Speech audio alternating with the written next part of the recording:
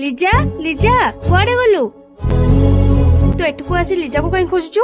Anti ନମସ୍କାର, ମୁଁ ଲିଜାକୁ ଦେଖା କରିବା ପାଇଁ ଆସିଥିଲି। ଲିଜା ଘରେ ନାହିଁ କି? ତତେ ଟିକେ ଖରାପ ଲାଗୁନି? ସାଙ୍ଗ ହେଇ ମୋ ଝିଅକୁ ଫସେଇ ସାରିଲା ପରେ ଏପଟେ ଭଲେଇ ହେବା ପାଇଁ ଆସିଛୁ?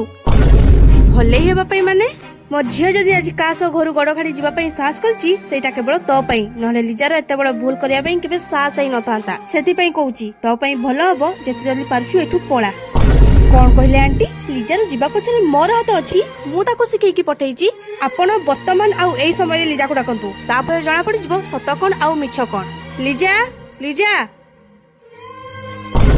ସତ କହ, ତୁ ଘର ଗଡ ଖାଡି ଯିବା ପଛରେ ଇଏ ତତେ ସାହାଯ୍ୟ କରିଥିଲା ନା? ନାଇଁ ମା, ପ୍ରିୟଙ୍କା ତ ମତେ ବହୁତ ବୁଝେଇଥିଲା, ବରଂ ମୁଁ ହିଁ ତା କଥା ଶୁଣି ନଥିଲି।